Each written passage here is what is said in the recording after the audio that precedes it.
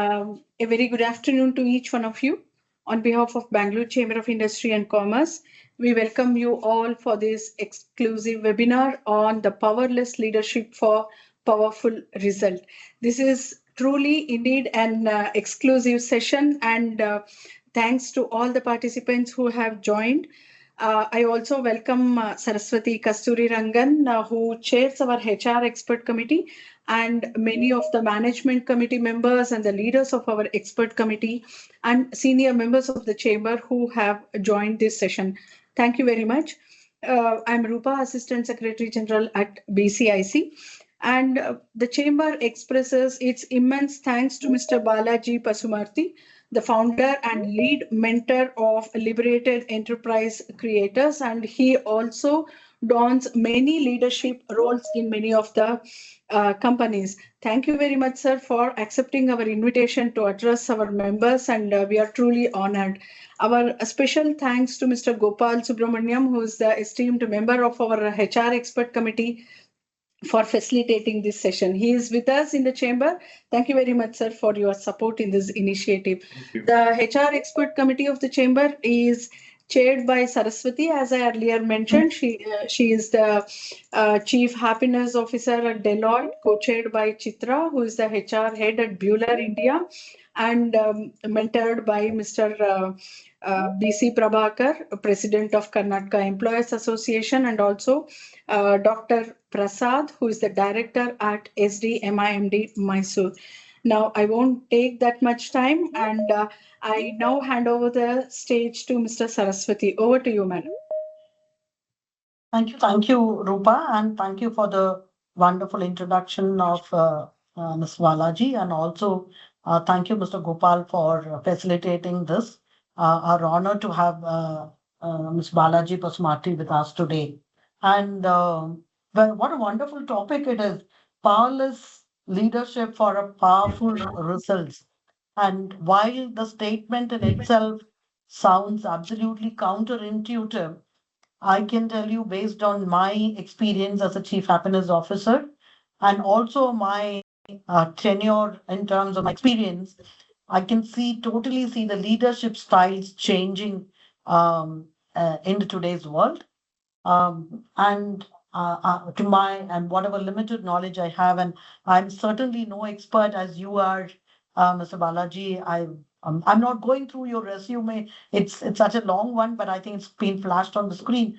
But what I would like to share is I truly resonate with the topic that you brought in today.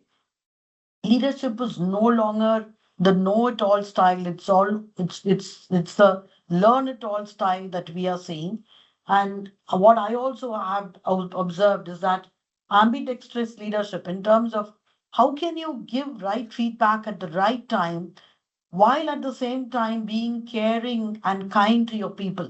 I think that is what will get the best out of our people.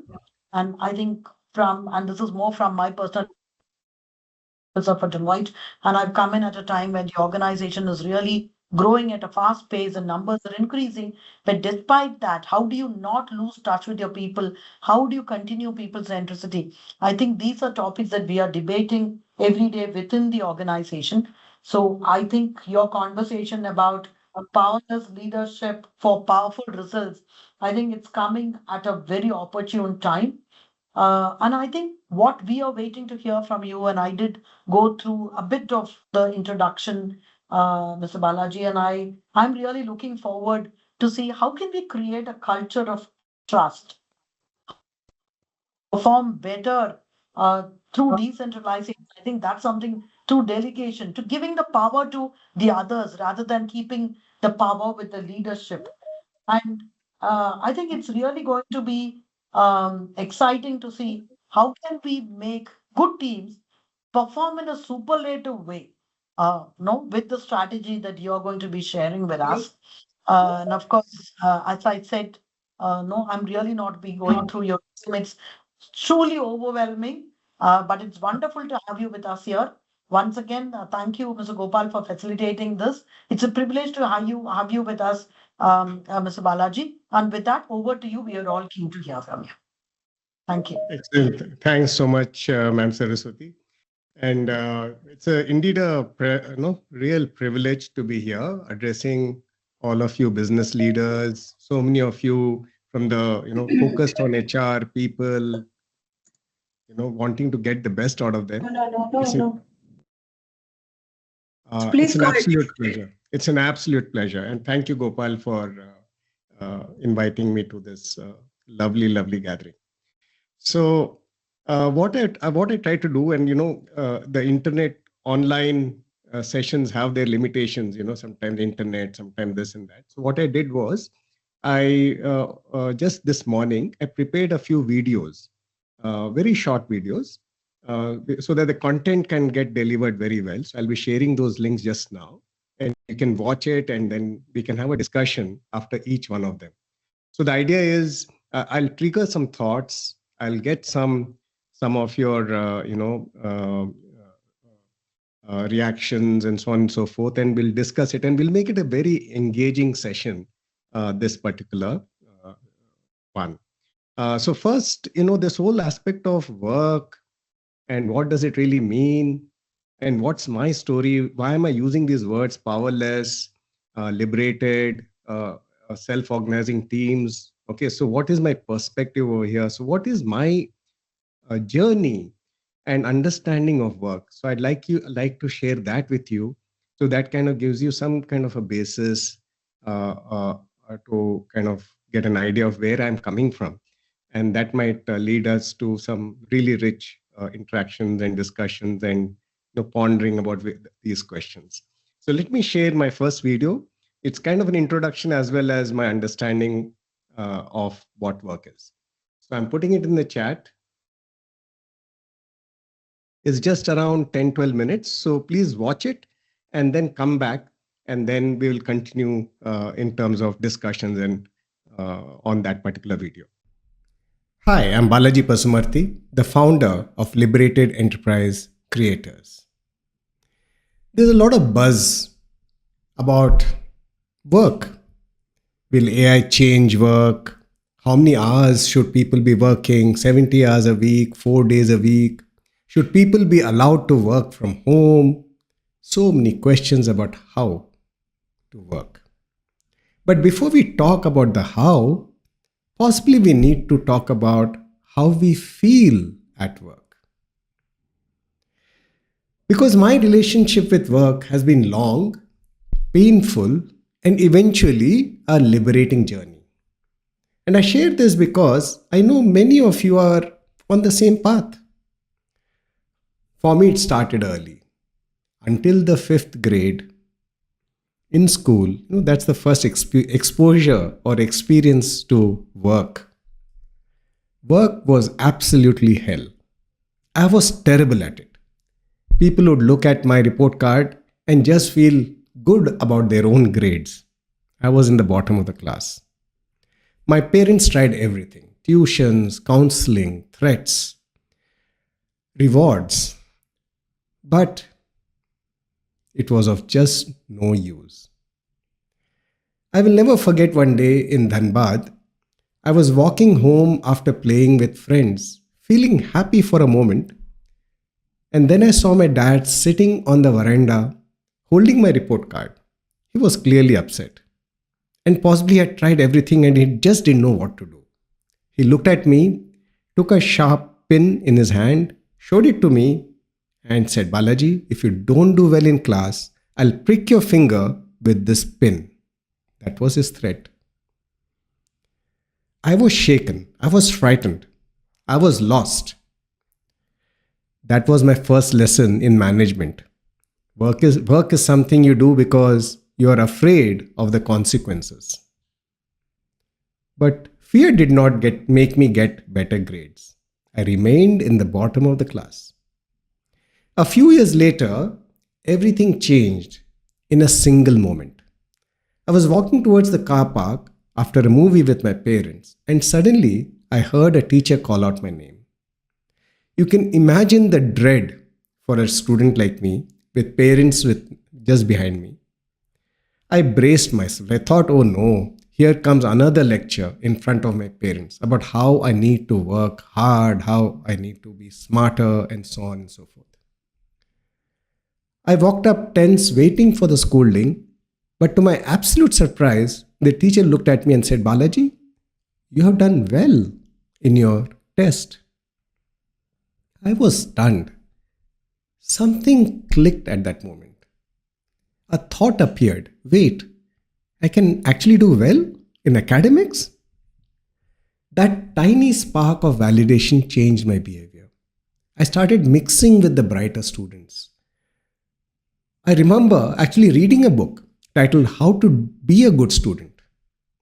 I started improving in my grades and was soon among the top in the class.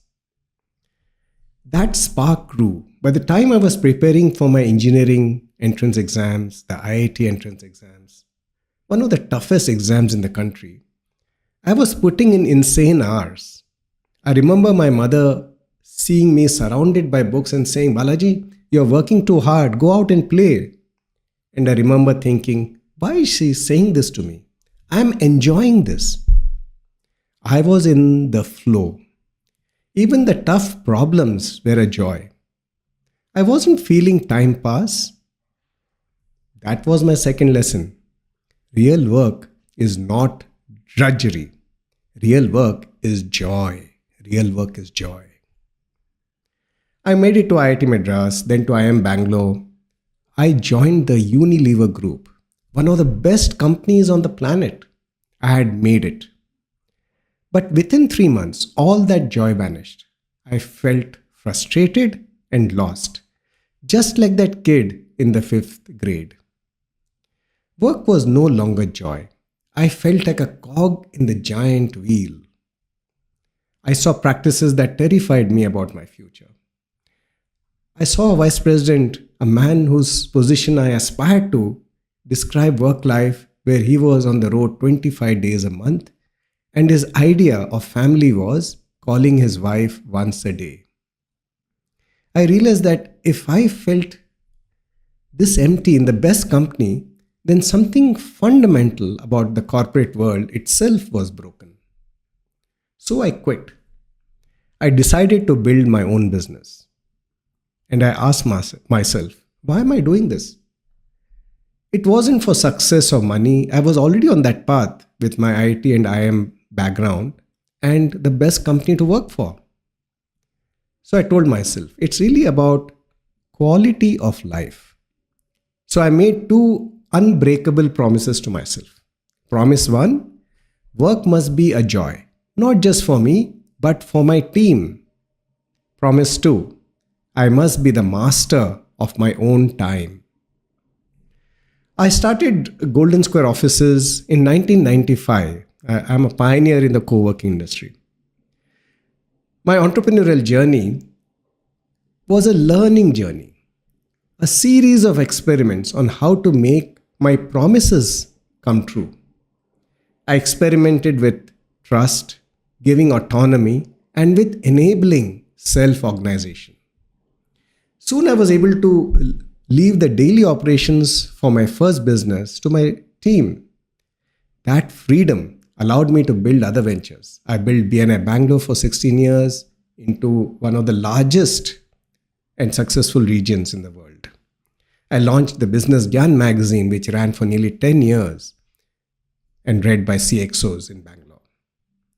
I even built Mentor Square, a community with more than 100 successful mentors, and then several other ventures. As I was able to be a serial entrepreneur because my teams had taken ownership of the work that needed to be done. For years, I just thought this was my way of doing things. Then around 2016, other entrepreneurs started noticing. They saw my team at Golden Square making decisions like business owners, even deciding whether to open or close branches. And they saw me. They saw that I had the time for so many different ventures, time for my family, while their own business was consuming their lives. They asked, Balaji, how do you do it? That question birthed Liberated Enterprise Creators. Since then, it has become a movement. More than 400 entrepreneurs have attended our workshops, are in the process of making these transformations.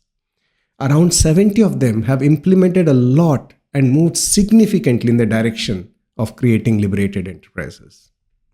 From tech companies to design agencies to manufacturing plants with blue collar workers, they're all taking extreme ownership. We are seeing leaders find peace and teams finding purpose. Why does this matter? Because I meet so many leaders who are successful on the outside but exhausted on the inside. You have built a great business, but you feel stuck in what I call the success trap. It's a golden cage. You can't complain because you have it all, but you are still the chief firefighter. You're still the engine that has to pull the entire train every single day. You realize that success without fulfillment is just a very comfortable form of drudgery. This is my journey from feeling trapped to feeling liberated. Now I know who I'm talking to. You are smart, competent leaders. You know how to play the game of profit. You understand the mechanics of scale. But here is what I know about smart leaders. You are never satisfied with the status quo. You're always looking for a better, smarter way. The next frontier, the smarter game, is mastering volition. It's about building an organization that generates its own energy. An organization where work isn't a trade-off for life, but a source of life. We should aspire to be high on both. We should aspire to be fulfilled. If you're the kind of leader who is tired of the success trap, not because you can't handle it, but because you know your time and life are worth more, then you're ready for what's next. Lean in. Let's upgrade the way we work. I guess mostly people would have finished watching the Yes. video now. Yeah. Yes, I sir. think we can all come back. Okay, and I think it will be awesome for the discussion and interaction if people, you have your videos on. And yeah, so I'd like to, hopefully, if you've all seen the video, I'd like your reactions to some of the stories that I shared. And maybe we'll go from there and then we'll go deeper and deeper into Sir, I just have one request. Uh-huh. Since still many of them are still joining, there will be a lot of disturbance while they unmute. So is it okay if we give them the option to speak maybe after some time, sir? Initially, they can hear to you and then give them the chance. Yeah, we can certainly Because do that. around 80 of them are there, so there will be a lot of disturbance. So once we start the Q&A or some session, maybe after you speak for some time, then we will open up for their interaction, sir. Oh, we can do that. We can do that, and we can maybe straight away go into my next part of the talk. Okay, I'll again share a second video which describes certain practices that need to happen in organizations. And I prefer to have some interaction so that, it becomes relevant for the audience. Okay. Yeah, so we can do it as quickly as you can suggest, ma'am. Okay. Okay, so I'm sharing my second video. Yes, sir. Hi, I want to start by asking you to travel back in time with me. How many of you remember your first mobile phone? Maybe it was that old, reliable Nokia. Do you remember how we used to send a text message? To type the letter C, we had to press the number 2 3 times. Click, click, click. It was rugged, it was reliable, but it was limited. Now look at the smartphone in your pocket today. An iPhone or an Android. Think about the difference in capability. The old phone could make calls, play Snake. The new phone runs your entire life. Banking, navigation, health, global communication, you name it, you can do it on your with your phone, with your fingertips. Now, here is a question. Did your fingers change? No. You have the same thumb, the same index finger. The hardware U is exactly the same, but the output is 100 times greater. Why? Because the operating system changed. In the old OS, the system limited you. In the new OS, the system empowers you. I share this because as organization builders, we are often frustrated with our hardware, our people. We say, why aren't they innovative? Why aren't they taking ownership? Why do we have to push them? I'm here to propose that there is nothing wrong with your people.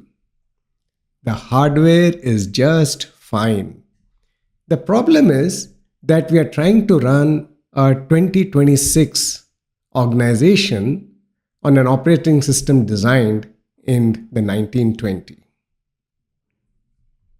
Before we talk about business, let's talk about feelings. I want you to recall a time when you did voluntary work. Maybe you organized a blood donation camp. Maybe you volunteered at your housing society. Or perhaps like our members in BNI Bangalore, you stepped up to help the community during the crisis, let's say the COVID crisis. Think about that moment. Did you have a boss standing over your shoulder? No. Did you have a KPI sheet or a performance bonus attached to it? No. You were likely working harder, sweating more, and putting in longer hours than you do at your actual job. And yet, you were happy. You were energized. You felt a sense of flow. Why? Because you moved from I have to do it to I want to do it. I want to do it. This is called volition. When we work because we want to, the work itself becomes the reward. The burnout disappears and the fulfillment takes its place. You feel fulfilled. Now contrast that with a typical Monday morning at the office. Why does that energy vanish? It vanishes because we take these same enthusiastic human beings and plug them into an operating system that kills volition. We need to be honest about where our current management practices come from. They emerged during the Industrial Revolution, often with roots in plantation, mines, and slavery. The assumption was people do not like to work. I think very obviously, right? Plantation mines, the slave industry. There will be rewards and punishments to ensure people do what they have been assigned to do. Therefore, we designed the organization like a machine. Someone at the top has figured out all the aspects of the work, and people need to do exactly what we tell them to do. And now, think about how a machine works. If a gear breaks, what do? You take it out, you find a spare part, same specification, and you replace that gear. The machine starts to work again. We applied this exact logic to human beings. We treat people as parts of the machine. Just think about it. What is a job description? It is essentially a part specification sheet. What is an appraisal? It's a quality check to see if the part is performing according to the spec. But here is the fundamental flaw in the machine paradigm. Human beings do not come in standardized specifications. Have you ever seen or ever met two people who have the exact same talent, the exact same aspirations, and the exact same capabilities? No. So the paradigm breaks down. The reason people are feeling so unhappy at work is that we are forcing unique, distinct human beings to fit into rigid, standardized molds. We are forcing them to be something they are not. We need a better operating system. We need a view of the organization not as a machine, but as a living system. Like a forest. In a forest, no boss tells the bee to gather nectar. No manager tells the flower to bloom. The bee and the flower both do what is needed by their own volition, driven by their intrinsic nature. The system thrives not because of control, but because of alignment to their own natural instincts. So here is the shift we need to make in organization design. We need to stop assigning people to tasks. Instead, we need to start assigning tasks to people. We need to look at the individual. What are they good at? What makes them come alive? And help them build the work around themselves. You might think, Balaji, that sounds chaotic. You can't just let people do what they want. Let me tell you the story of Shweta Shetty. In 2016, Shweta came to me asking advice. She ran a tech company called Web Bazaar, and she was running the machine, learning it just like a machine, right? Rigid departments, sales, development, accounts, etc., etc. And she was feeling miserable. So what was happening? If there was a customer complaint, the person would complain on the software developer. The software developer would complain on, say, the architect who designed the CMS. And the whole day, Shweta was busy trying to, get them to compromise or communicate with each other. She asked me, how do I fix my people? Because at the end of the day, I'm feeling exhausted. So I told her, Shweta, don't fix the people, fix the operating system. So I gave her 3 radical suggestions to shift from a machine to a living system. The first suggestion was, destroy the departments.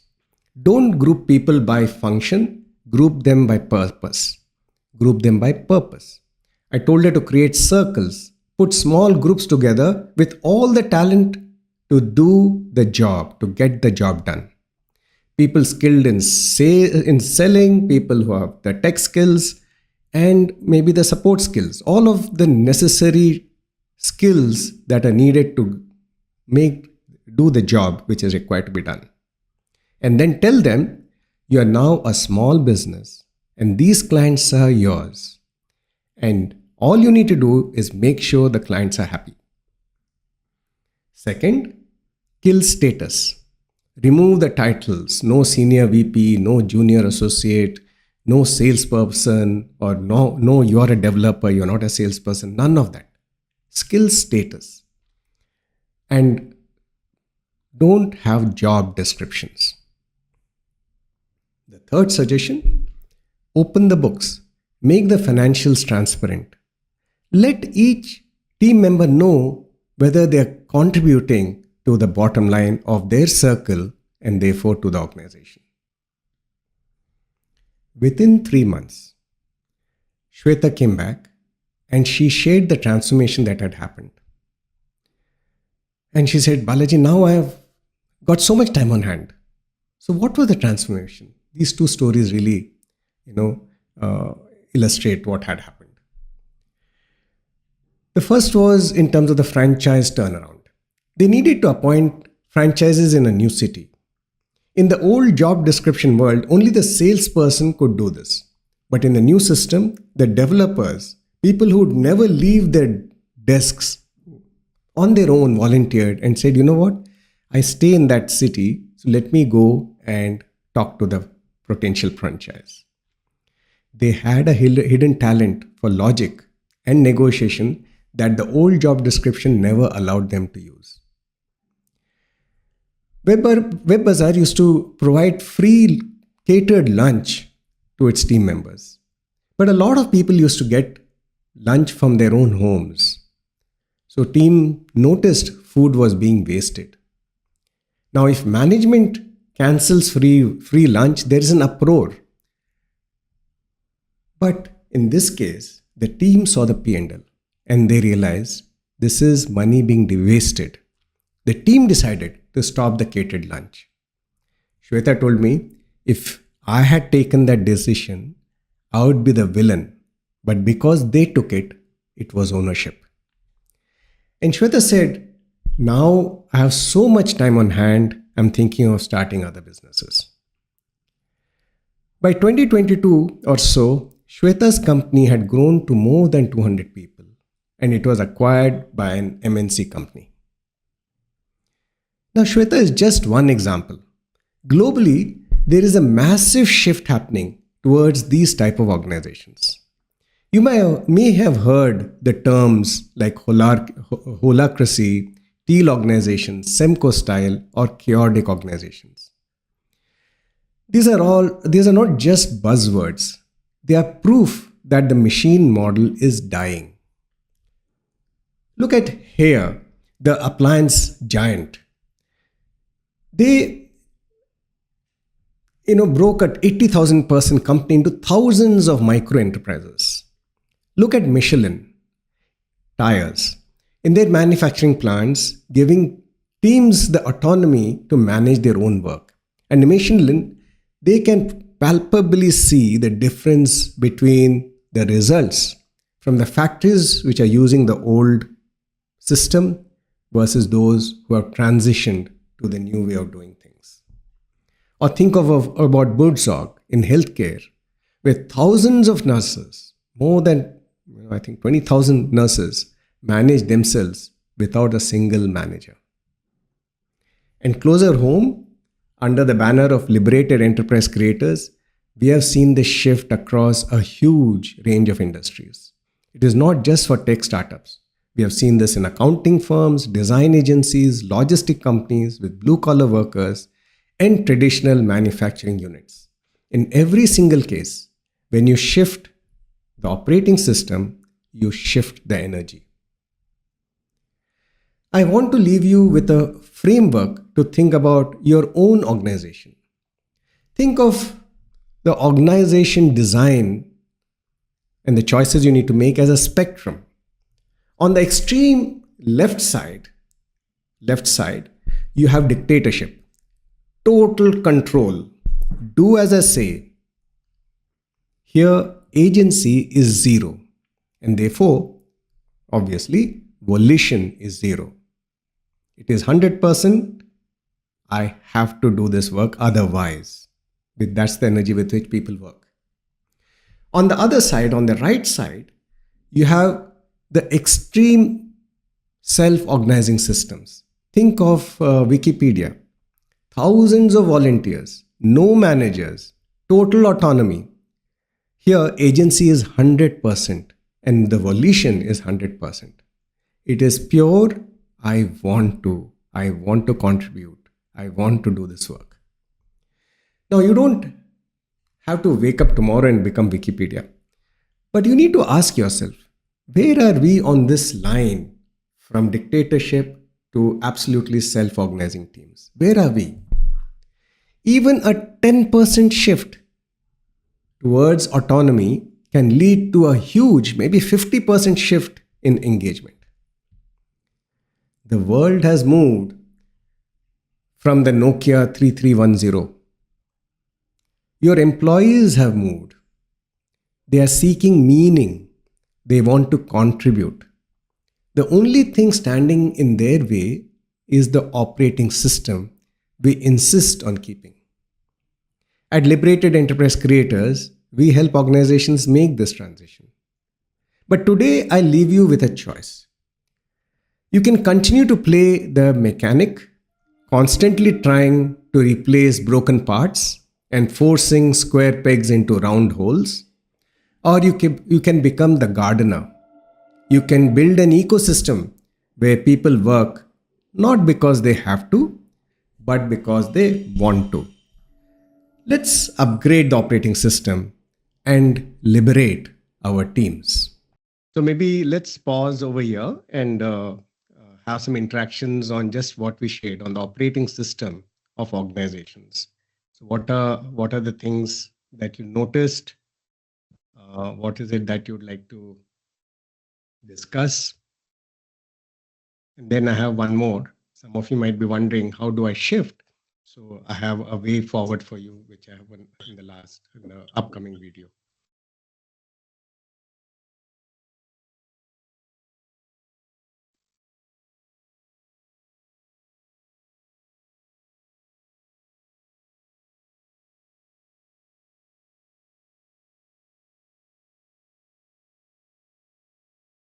I think Aftab, you'd like to share something? I think I see you unmuted. Yes, to all the participants, we have enabled the audio option for you. Please, if you have any queries, please do unmute yourself and then you can ask the presenter the questions. And please switch on your videos because after all, this is an interactive session.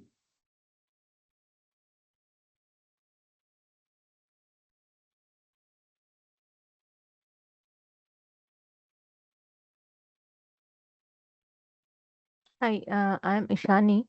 However, I don't know, I'm not able to switch on the video as such, but I'm a HR faculty in one of the management institutes. So many of the times we have seen that we give certain projects to the students, and yes, we try to, inculcate autonomy in them.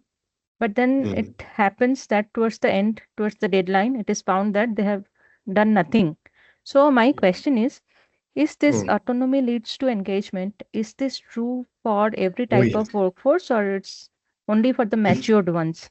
It's actually very true for children as well, school children. So I'll give a case study over here of a school in Germany called EBL, EBZ. EBZ is the name of the school in Germany. And it was started by a teacher who was feeling very frustrated with the typical traditional way of running a school. And she kind of attracted, so-called, poor performing students, people who would essentially not be doing very well and so on and so forth. And those were her first few students and so on and so forth. Now, this is the interesting thing in that school. And I think I might be actually asking you rhetorical questions because, so just think about it. Who sets the lesson plans in that school? Vishani, just take a guess. So the teacher or the principal? No, I mean, I said, okay, if it's a revolutionary school, it's actually students who set the lesson Oh, plans. okay. Okay. Good. Who teaches the students? Is it peer-to-peer learning you are talking about? Totally. So students teach Okay. other students. Okay. Good. Then the question becomes, what's the role of the teacher? So the interesting thing in that school is the role of the teacher is to have a meeting with each student. It's called a challenge meeting. Okay. And in that meeting, the teacher's role is to kind of say, what is the challenge that the child would want to take up? Okay. And so one of the examples that I read about this was, for example, a school child was saying that, see, I'm very shy. I don't feel very shy talking, public speaking, and so on and so forth. Right? So the teacher asked him, okay, how do you want to conquer this shyness of public speaking? And the child, it's himself, suggested that, what, in my earlier school, uh, there's a chess class. So I can go there and teach chess to those students. And in that manner, I'll overcome my shyness. Okay, so I guess this is the role of the teacher is more of mentoring as a mentor As and a coach, facilitator. Yes, exactly. actually, in the time of this AI and all Google search, More and more our is role also possible. become, yes. Thank So you, sir. coming back to your question, actually, and here it's 100% autonomy to the children, right? And the moment you do that, and it's not only this school, there are schools under, they're called the Semco style schools in Brazil. They do the same thing over there. And so how do kids learn mathematics?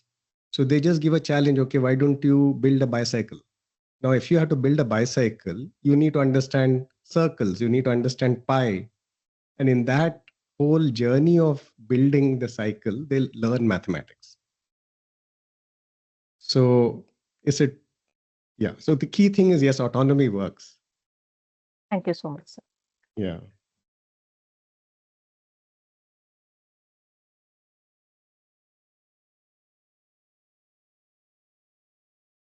But Ishani, you might be wondering, okay, fine, that's an ideal scenario. What happens practically with our schools? If our children are going to the kind of schools we have, then what do we do? So that's my next video, right? So without changing the Okay. organization operating system, can we still, get a lot more freedom, autonomy, and therefore results than we are used to?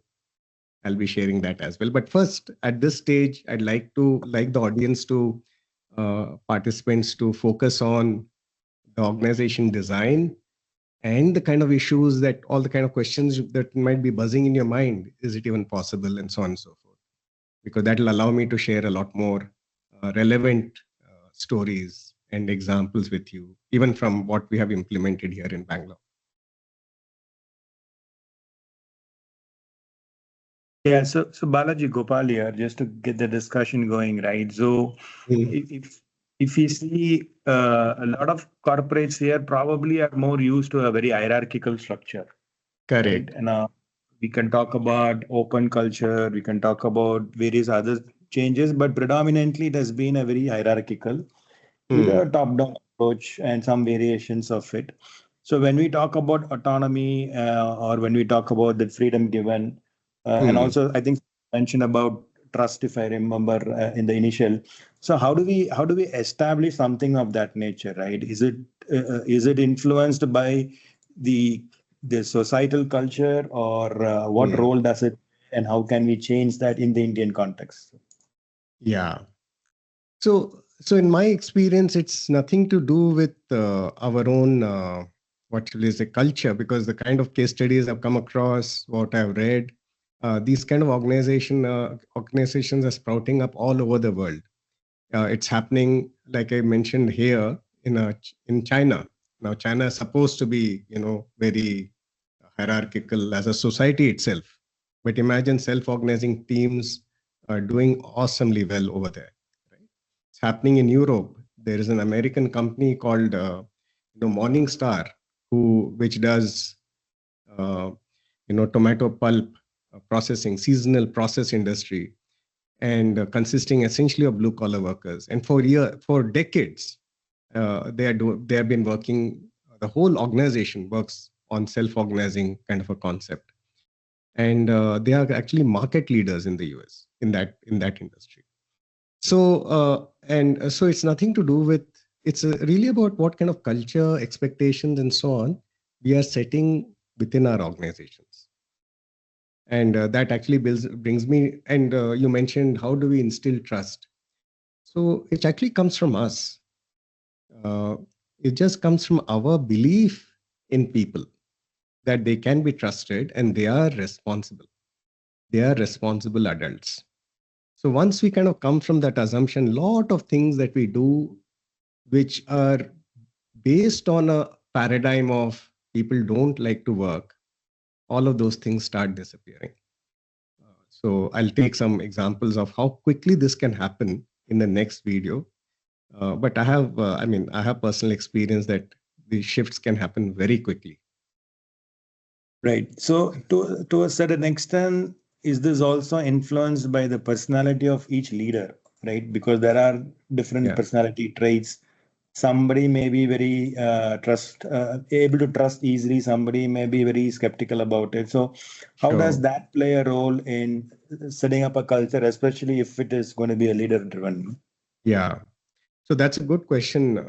So from my experience, what I've noticed is more than, so management, if you really think about it, it is, it's a skill, or what should we say, competence that we develop. I don't think we are instinctively managers.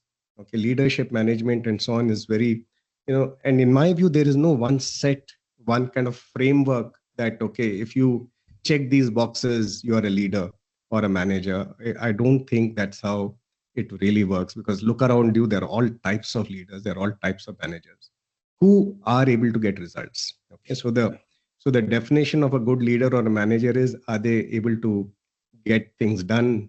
The definition of a leader is, do they have followers? That's all it is. It's nothing to do with personality types.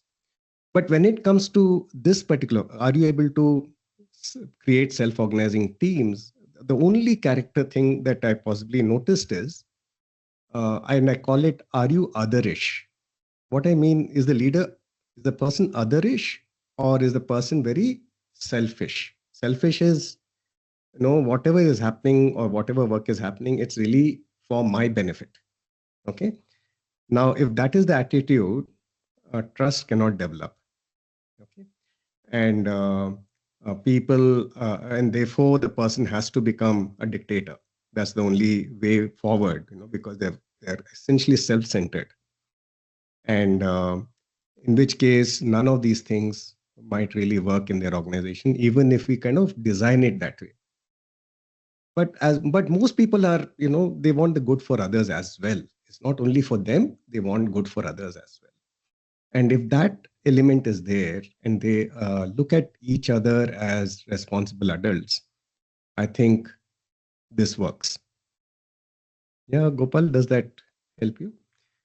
Sure. Yeah. So there is one question Mr. Prakash has asked. Interesting presentation. In a system-driven hierarchical organization, where does one start implementation of the system that we are? Very good, Prakash. So in fact, my next video is about that. So can you work within a hierarchy and still get a lot of energized work happening? Yes. So just a little bit of patience before I share my next video. Yes. Any other queries? Any other? What other thoughts? What other?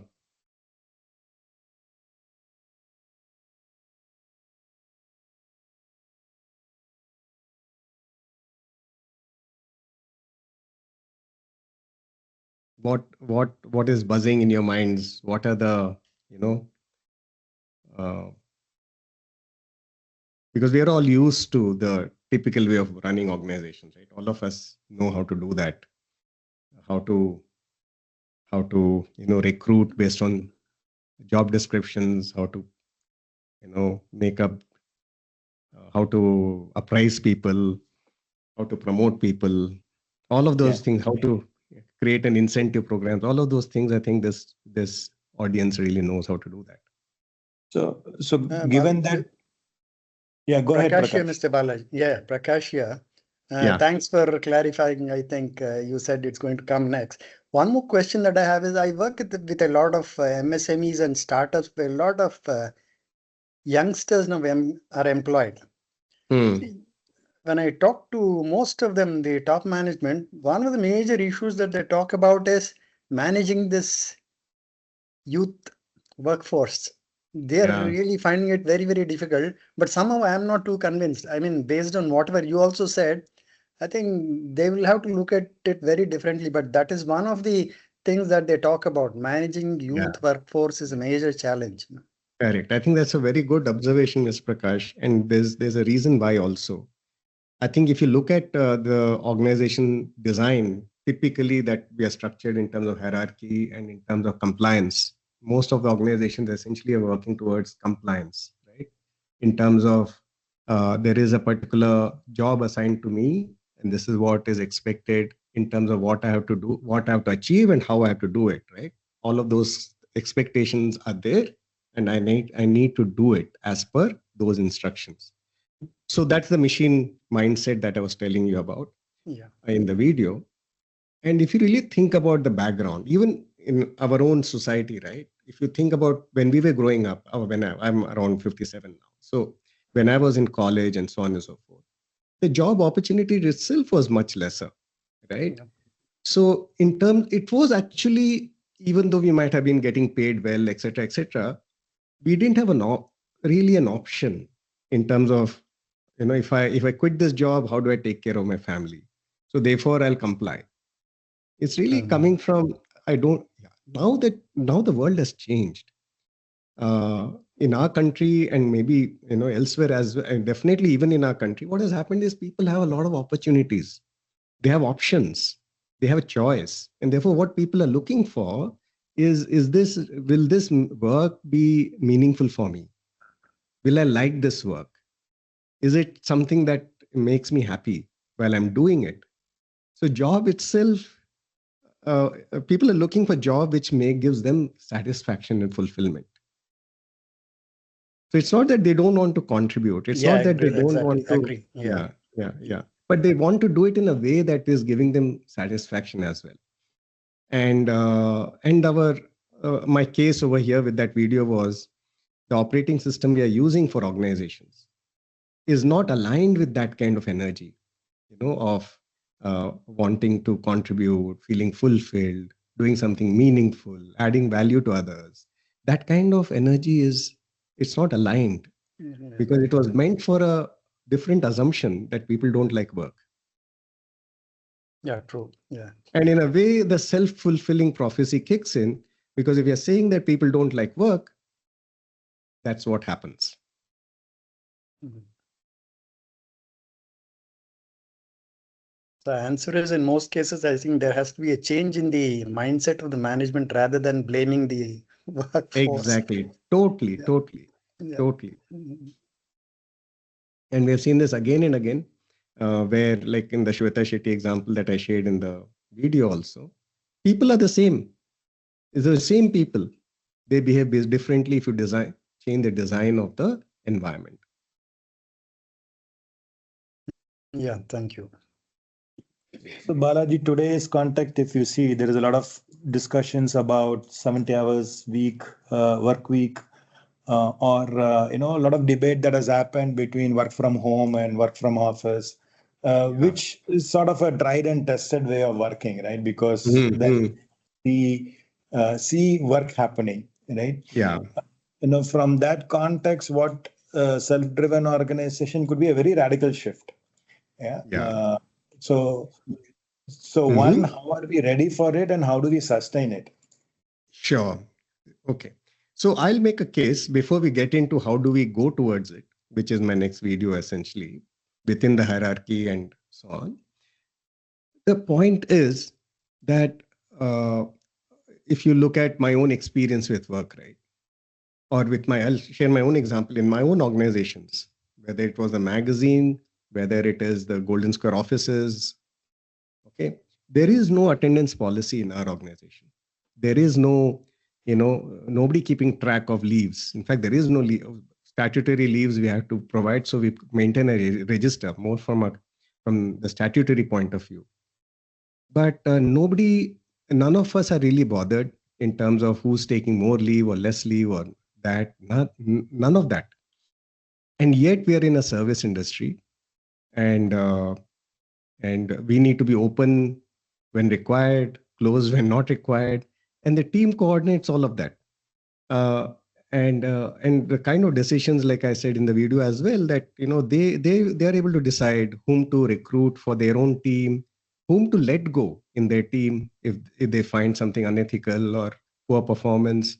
I mean, just this morning, my team member was telling me that they in fact helped one of their colleagues to find a job with a much higher pay, and they were willing to do that purely because they felt that colleague wasn't adding value to her current role in the organization, and everybody is happy. So it's all happening in a self-organizing, self-driven manner. So it really works. And why is it very relevant in today's time? For the same reason, because now, work can happen from anywhere. So as a manager, you don't know who's doing what. Okay. So the only thing we can follow is, or we can keep a tab on is, are the results happening? That's the only thing you can keep a tab on. Okay. So there are so many choices. People are looking for, meaning in their work. There's so many opportunities. So how do you create that? So one is by changing the design of the organization, so that a lot of these things happen without even team members knowing about it. So that's the beauty of a design, right? All of us use the iPhone or the Android. It doesn't come with an operating manual. So the user doesn't have to know what all is going on inside the phone to use it. You just click, and it starts working. It's so intuitive. So a good organization design is that, the team members are doing things and they're doing passionate work. They don't need to know about the intricacies of organization design. But we as leaders who are responsible for this, we need to understand. We need to understand the principles and concepts about how we create organization designs so that we are able to get that kind of self-organizing teams, self-driven, highly motivated teams. Yeah. So yeah, Gopal, hopefully that helped. Yeah, sure. Thanks. Yeah. Okay. So I'll share one more video, and I think that will address a lot more like the question Prakash just asked. What if there's already a hierarchy? You can't change the organization design. Then what can we do about it, right? So let me share that. So Balaji, one request while share the link, can you also give a quick summary of it so that we are able to have that conversation? Because I'm not sure how many people are able to watch the video. Yeah. Okay. So I hope, all of you have laptops. So hopefully watching a video is not an issue. So,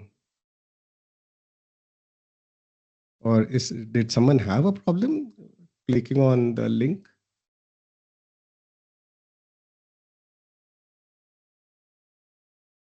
Okay, quickly, let's have a look at this and then we get back.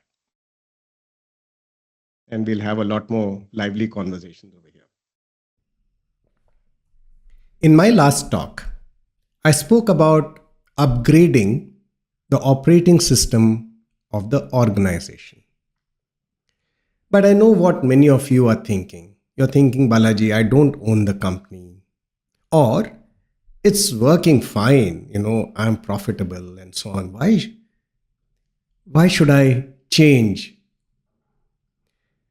Or you might be saying we have these strict HR policies, bands, grades, and rigid hierarchy. I cannot just burn the organization chart. And you're right. Most of us work inside cages, structures defined by power and control. But here is the good news. We don't need to destroy the cage to liberate the people inside. We may not have the power to change the organization design, but we absolutely have the power to change the human dynamic. I call this powerless leadership. It is the art of creating a pocket of freedom and autonomy and volition right in the middle of a traditional hierarchy. How do we do this? It starts with a shift in our identity. In traditional model, typical organization, the manager is the boss. The boss holds the power. The boss gives the instructions and the permissions. I want us to shift from our identity as a boss to that of a catalyst. A catalyst does not drive the reaction by force. It facilitates it. As catalysts, we operate on one fundamental assumption: everyone on my team is a responsible adult. Everyone wants to do well. Think about it. Have you ever met an employee who wakes up and says, I can't wait to fail today? No. So, if a responsible adult is not performing, it's not because they are lazy, it's because something is blocking them. Now, you might say that works for professionals, but not for my workforce. So, let me share the story of Nanda Kumar. Nanda runs a logistics company. His workforce is primarily blue-collar workers and administrative staff. Like a typical organization, he relied on control. He spent hours monitoring who came late, who left early, He spent hours monitoring who was doing what. He insisted that people come on time. And he noticed that because he was watching the clock, they started watching the clock. By 5 p.m., people were packing up to go home. His assumption was getting confirmed. See, these people are not responsible, and therefore I need to monitor them. It was a self-fulfilling prophecy. He decided to break the cycle. He learned about the responsible adult assumption. He gathered his workers and said, I trust you. You all have been doing this job for so long. I'm going to remove the biometric attendance system. The only thing that matters is that the dispatches happen on time. The result? The workers didn't run away, they stepped up. They started coordinating their own shifts. They stayed late to finish loads if a truck was waiting. Not because the boss was watching, but because the dispatch had to happen. And here's the business impact. Because Nanda wasn't glued to the CCTV, monitoring attendance and who was doing what, he freed up his time. He started going out to meet prospects. He focused on what actually matters.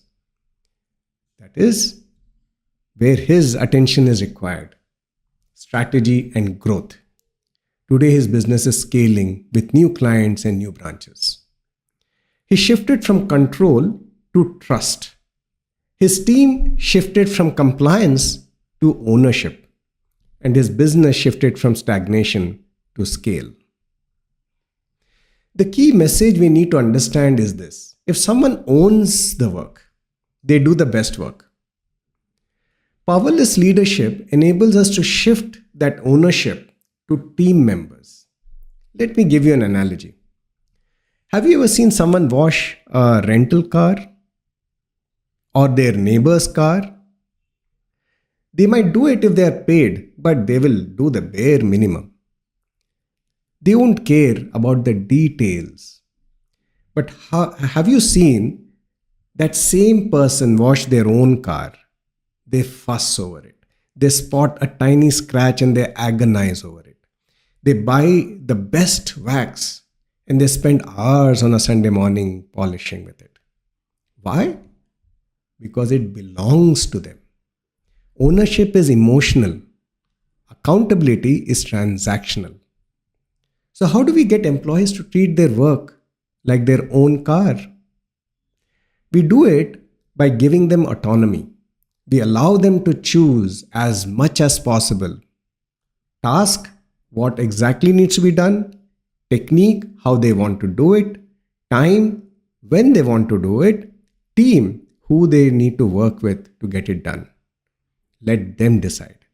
The more autonomy you give them, the more ownership you get from your team members. To create this ownership, we need to learn a new way of conversing. In business, we are obsessed with things. Sales numbers, targets. But human beings are driven by feelings, purpose, safety, pride, belonging. I use a framework called the fulfillment line. It means achieving the results, that is the things, while ensuring the right emotion, the feelings. Let me give you a real example from one of my mentoring clients. She had a team member in the support department who was excellent with clients, very caring, very empathetic. My client thought, she's so good with people, let's move her to sales. But within a few months, this employee came back and said, I want to quit sales. I want my old job back. My client was shocked. She asked why.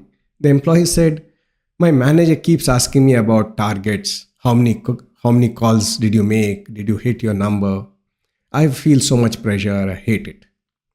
I told my client, you are pushing her for things, that is targets, but her strength is feelings, care. Change the language. We instructed this sales manager to stop asking her about targets. Instead, the manager started asking, how many people were you able to support today? How many clients did we help achieve their goals. How can I help you to help them? The moment the conversation shifted from sales targets to helping people, her eyes lit up. This is what walking on the fulfillment line means. You get the right results because you focus on the right feelings. This shift also changes our team norms. In a power culture, the meeting, or say a weekly meeting, is a report to the boss session. Everyone is anxious, they hide their mistakes. In a powerless culture, we change the meeting to huddles. The huddle is no longer about reporting, it becomes a place to share wins and seek support. Here is something that worked for me. You can learn from it. I'm stuck with this. Can someone help? These are the kind of conversations that happen in a huddle. When people stop looking up at the boss for answers and start looking across to each other for support and learning, you're moving towards a self-managing team. This brings me to a critical point. How do we handle mistakes? In the machine, a mistake is a defect. We look for blame. In a living system, a mistake is data. It is an opportunity to learn.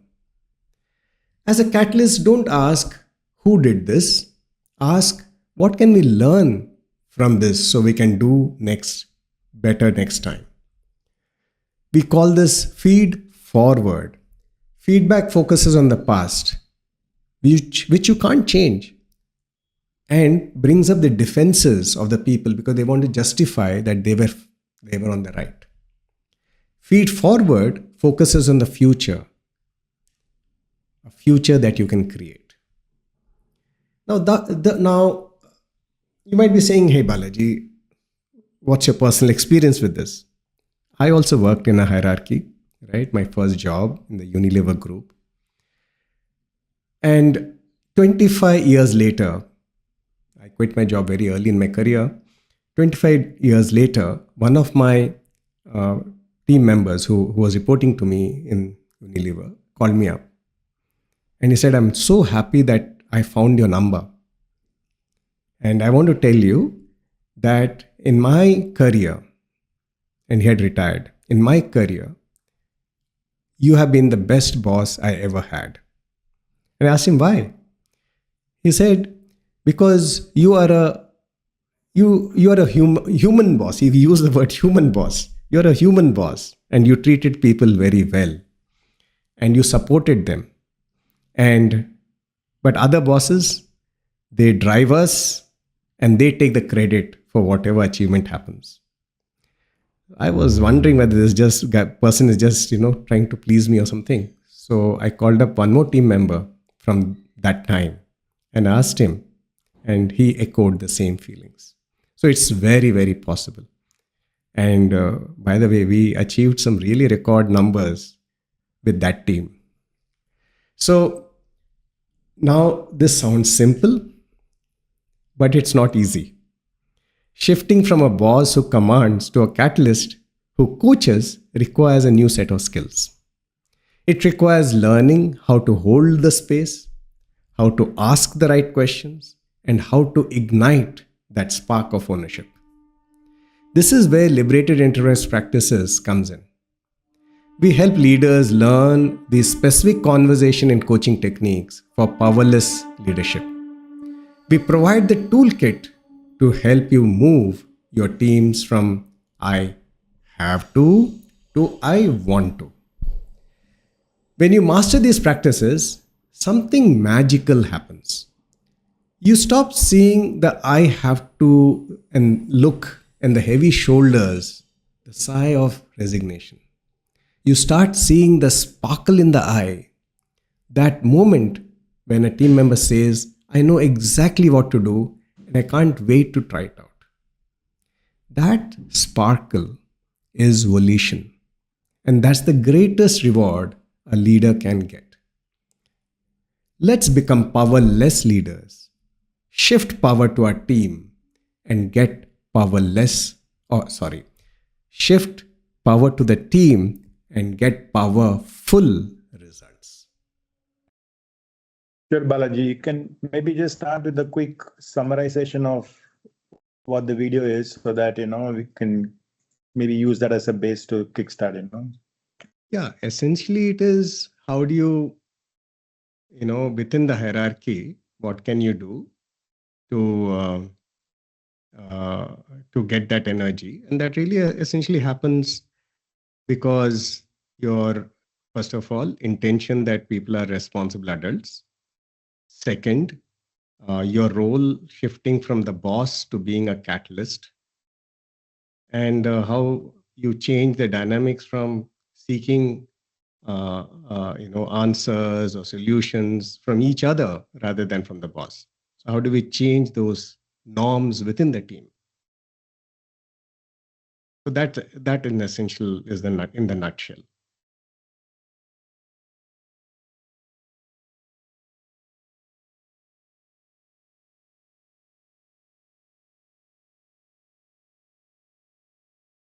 And the more autonomy you provide to individuals, the greater the results you'll see. And the more people start playing to their strengths within the team, the greater the results and the feeling of satisfaction you'll see.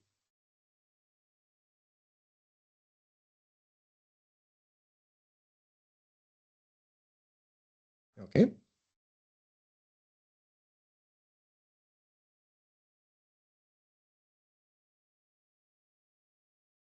So I don't see anybody else switching on their videos. I'm not sure. I mean, we are ready for interactions.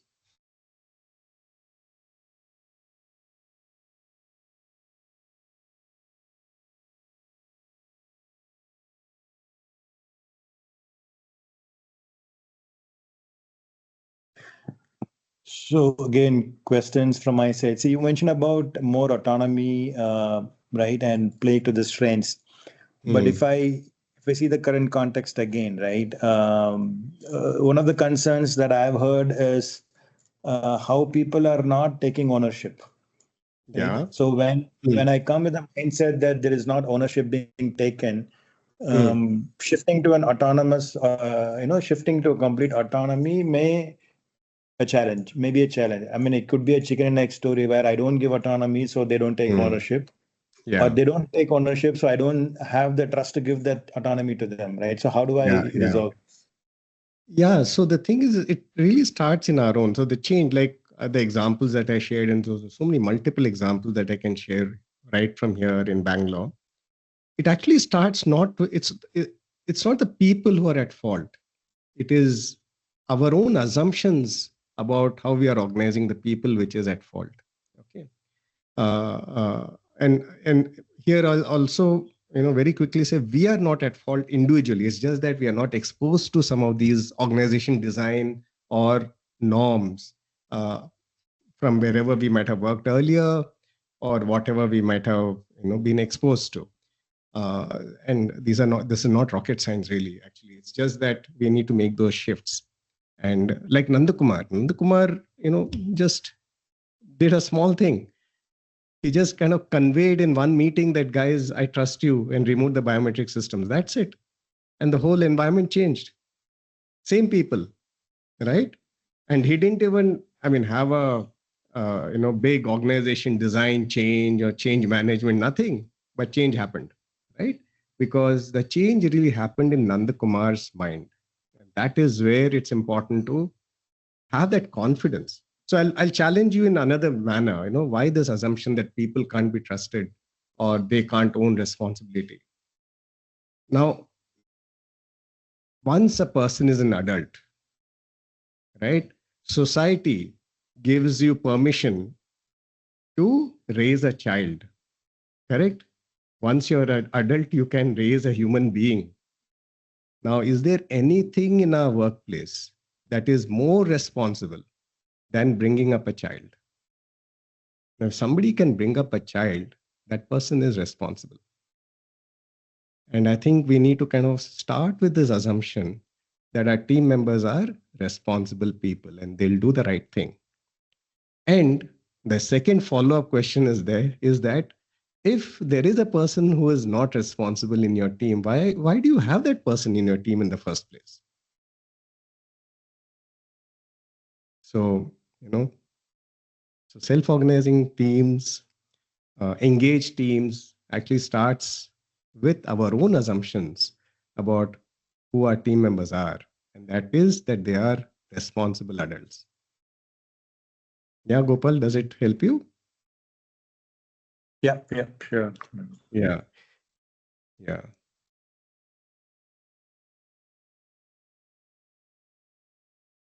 And I think a lot of HR professionals are here, so they might be aware of, theory X and theory Y in, what we'd have read in our MBAs and so on and so forth.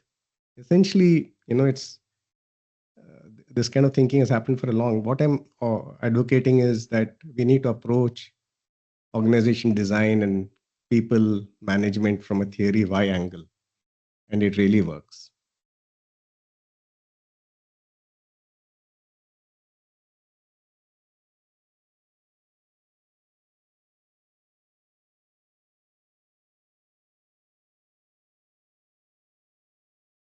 So how does this work in large corporates, right? So most of the changes that you would have seen is in smaller organizations or founder-led. Yeah. Right.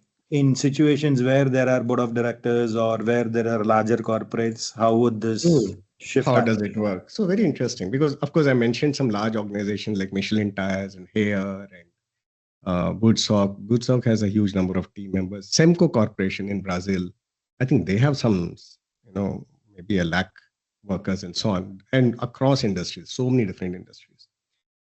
Now, this is an interesting case study. How does it happen in a typical organization? So there's a company, there's a book also, you can get it if you're interested. It's called Joy at Work. I'm not able to immediately recall the author's name. And this was about a company called aegis, which is an energy utility power station company. And before the Enron crisis, they were like really doing very, very well, very well.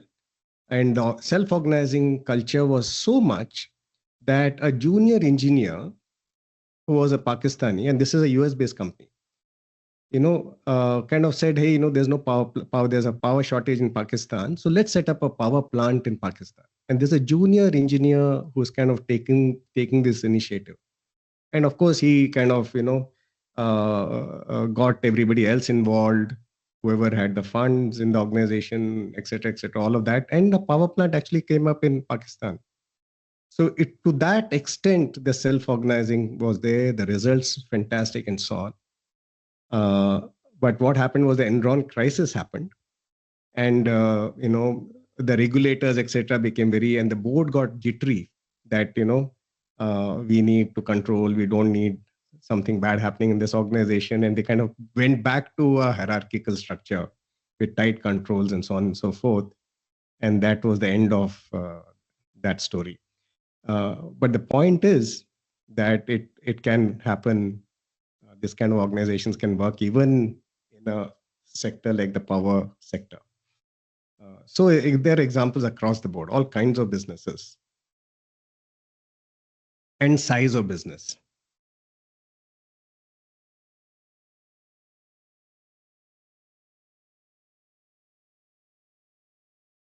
So in spite of all these success stories, right, from what I see, it has still not taken much of a shape in corporates here, right? In India, if I see the Indian base, right? So what could potentially... Yeah, it's actually, Gopal, across the world. It's not just India. Organization, even though there are so many examples, the number of organizations who might be doing this might be less than 1% or 2%, right? And the reason is we are kind of, slaves of habit, slaves of, it's just that people are used to this. That's it. And that's the reason. Now that's the reason why I focus on entrepreneurs and people who can really take the decisions, because they are looking for better ways of doing things. Okay, how can I get a competitive advantage? And organization design and culture is a fantastic, competitive advantage. And that's why most of the people examples that I gave today also from my own people who transformed are entrepreneurs. So they are able to take the call and make the shift.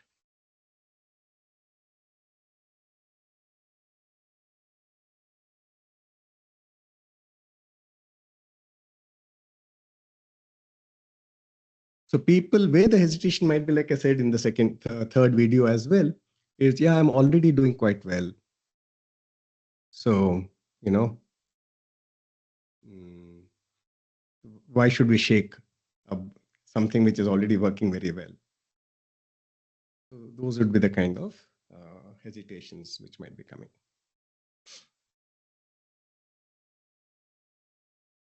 So this model seems more attractive if you are seeing yourself as a purpose-centric organizations, but if most of them see themselves as profit-centric, would that still work?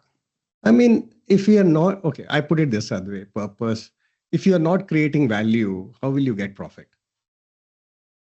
And how does value get created unless you are purposeful about something? So I'm not saying everybody has to be Mother Teresa and so on. I'm not talking about. So, serving others, say, for example, wealth management, helping your clients become wealthy, right?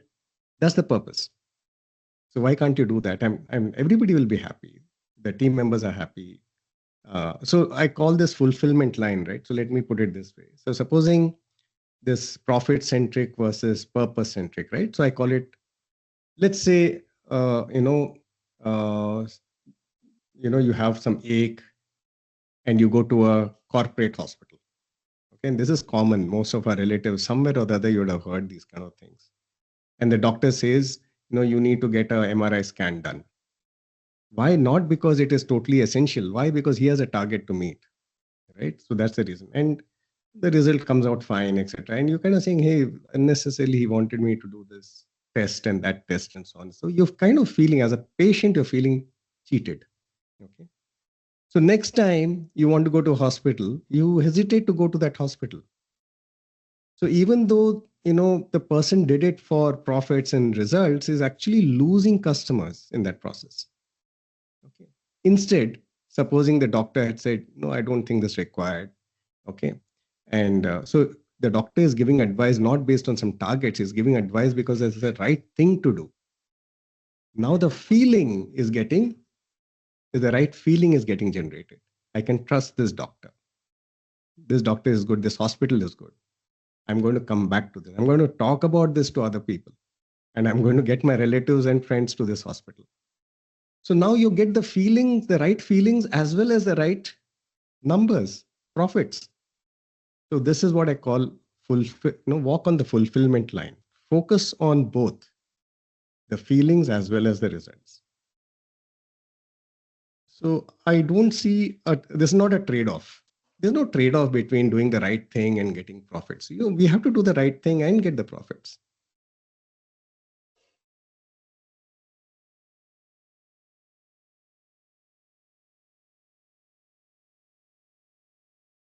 Yeah, Gopal? Thanks, Balaji. Yeah.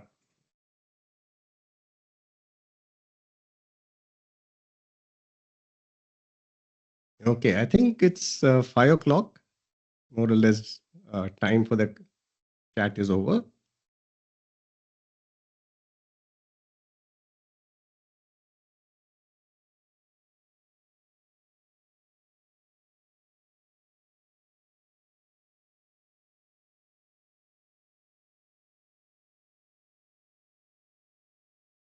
The participants can unmute their audio and then ask any questions if they are having. Are these videos available online, Balaji? Yeah, they are. You saw it on YouTube, so it's public. Okay. In fact, I just fine. recorded it in the morning, so that for this session. But I made it public, so you can always please take the links. Is there in your chat, so you can take all that, and you'll get a lot more videos as well. Okay.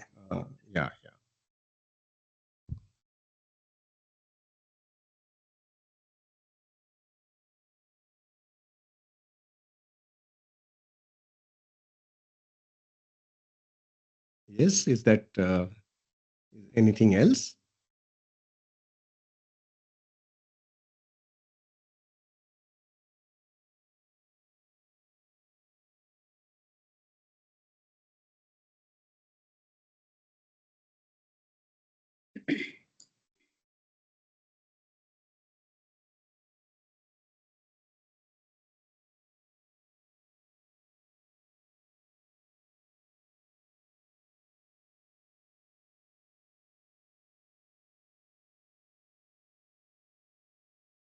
Gopal, anything else?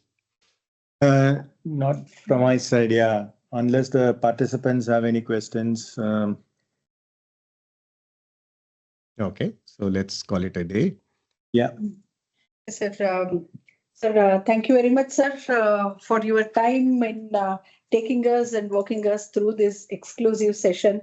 And I think there was really a lot of takeaways for us to implement in our day-to-day work life, especially on the significant steps and the leadership styles, the various different approaches and prioritizing.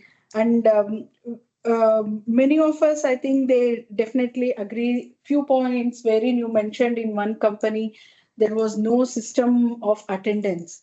That I think it should be the best takeaway, because it also takes the personal ethics and the work culture to a greatest height. That's what I feel, sir. And then the ownership, shifting from a commanding boss on and being the catalyst in motivating the team and taking the team forward. That also, I think, that's the best takeaways amongst all the best. So we look forward to have an in-person session, sir, with our members. And this really was a very motivating session, I feel, and I think the delegates also echo the same. And thank you very much, sir, on behalf of the chamber for this wonderful session. Thank you so much. Thank you so much. Thank you. Thanks for inviting me. I hope you got some interesting points over here. Thank you so much. Yes, sir. Yes, thank you.